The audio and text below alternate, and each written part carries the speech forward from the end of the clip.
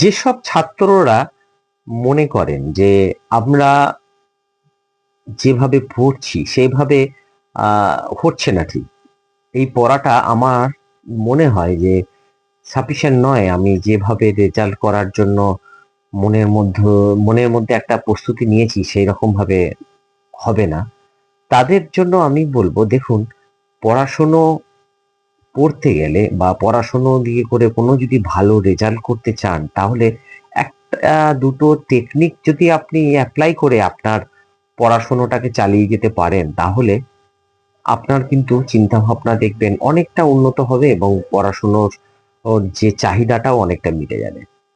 সবচেয়ে আমি ছোট্ট করে একটা বলি যে ধরুন আপনাকে আমি যদি বলি যে যে আপনি 100 মিটার 100 মিটার একটা পথ আপনি আধ ঘন্টাতে কমপ্লিট করে আসুন, তো আপনি সেইভাবেই যাবেন, আপনি সেইভাবেই ছুটবেন, সেইভাবেই হাঁটবেন, যে আমার আধ ঘন্টা আছে তো সেই জন্য। তো এই যে আমাদের তখন মেন্টাল অ্যাটিচিউডটা এইভাবেই তৈরি হয়ে যায়। কিন্তু আমি যদি বলি যে 100 মিটার রাস্তাটা যদি আমি ওভাবে না করে, আমি যদি এই 100 মিটার রাস্তাটা এই আধ ঘন্টার মধ্যে যদি আমি 30 বার আমি যাতায়াত করতে পারি রিপিট করে, তাহলে আমার কিন্তু অনেকটা নিজের কনফিডেন্সটা বাড়বে। তো তখন আমার অ্যাটিটিউডটা কিন্তু আলাদা থাকবে, তাই আমার অ্যাটিটিউডটা, থিঙ্কিং প্রসেসটাকে আমাকে একটু চেঞ্জ করতে হবে।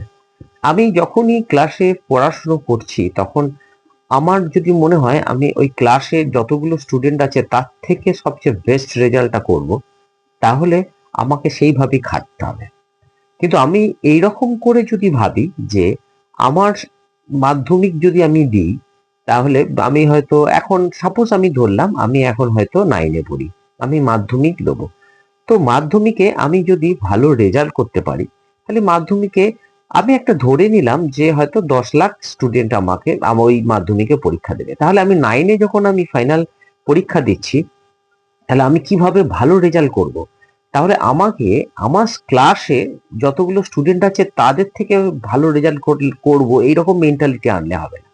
আমাকে মনে রাখতে হবে যে এই রকম পশ্চিমবঙ্গের মধ্যে এতগুলো মানুষ আছেন, তাদের সবার থেকে আমাকে বেস্ট রেজাল্ট দিতে হবে, বেস্ট রেজাল্ট আনতে হবে, মার্কস আনতে হবে। সেই রকম ভাবে অ্যাটিটিউড দিয়ে পরীক্ষাতে বসুন। প্রতিদিন পড়াশুনো করতে বসার আগে এইভাবে ভাবুন, আমাকে অতজন মানুষের থেকে, স্টুডেন্টদের থেকে আমাকে ফার্স্ট হতে হবে। এইরকম একটা চিন্তা ভাবনা নিয়ে পড়াশুনো স্টার্ট করুন। দেখুন আপনার পরিবর্তনটা আপনি 2-3 মাসের মধ্যেই বুঝতে পারবেন। যেসব ছাত্ররা